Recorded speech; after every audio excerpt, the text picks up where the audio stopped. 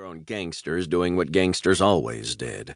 Only now they had another sideline and cobbling together homegrown junk Jaegers from salvaged parts.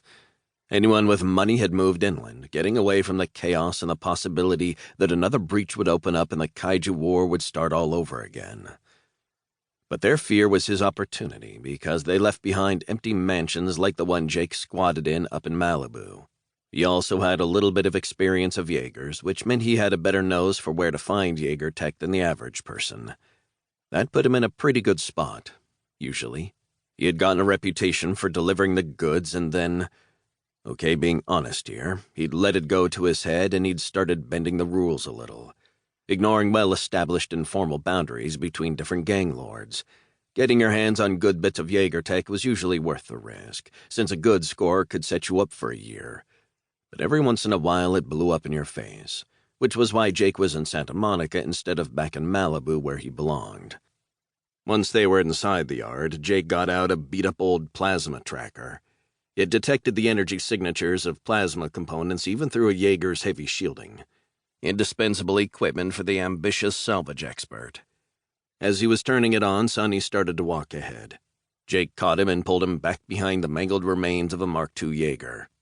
When he was a little kid, he'd known them all by sight, and talked about them the way kids of a previous generation had known all the details about their favorite Pokemon or baseball players.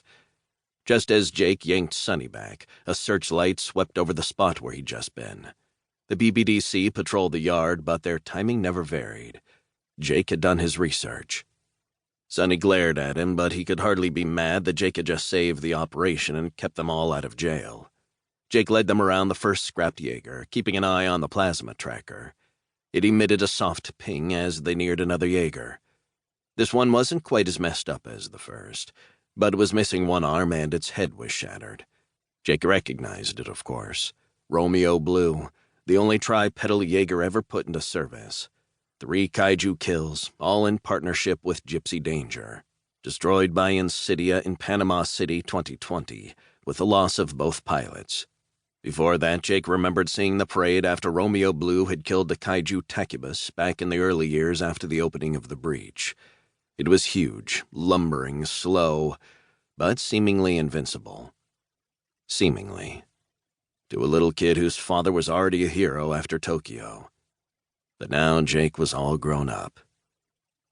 "This one," he said. Sonny and his men followed Jake through a hatch and into the Jaeger's immense interior. Other than Jake, none of them had ever been inside a Jaeger before, and they eyed the surroundings with odd expressions. "You sure it's here?" Sonny asked. Jake found the access door he was looking for. On the other side of it would be Romeo Blue's plasma chamber, where the Jaeger's power core and associated hardware would have been collected and shielded. The door was jammed shut, but the control panel next to it would have an override. Jake got his fingers into the seam at the edge of the panel and wrenched it open. "Power cores are stripped before Jaegers get decommissioned," he said as he felt around inside the panel. "But sometimes they miss the tertiary plasma capacitors. Hell of a score on the black market if this one's still holding a charge." "You'd better hope so," Sonny said. Something about his tone of voice made Jake look back over his shoulder. Sonny was holding a gun. "Okay," Jake said. "Let's not get all excited." "Just playing the odds," Sonny said. "You cheated Barada in Juarez, skipped out on Azimi in Hong Kong." "They had it coming," Jake said. "Who wouldn't take the chance to cheat Tony Azimi? That guy was a scumbag." "And stole from me in my own backyard," Sonny added. That was a little harder to paper over. Jake had, in fact, pulled a job in Sonny's territory without telling Sonny about it or cutting him in. From Sonny's perspective, that was a problem. From Jake's perspective, it had been a chance to make a quick score and maybe establish his bona fides as someone who knew where to find the good stuff in the ruins of Southern California. Sonny must have at least partially bought into that because he was giving Jake a chance to make good by displaying those bona fides. "And now I'm stealing for you," Jake said. "Circle of life. We good?" "You delivering? Yeah, we're good." Sonny's expression didn't change. Jake tried to gauge whether or not he was telling the truth. It didn't really matter at the moment. His fingers found the emergency release lever behind the control panel. Jake grinned and pulled the release. A heavy thunk sounded from the door as its bolts disengaged. It opened with a low grinding noise. The Jaeger wasn't powered.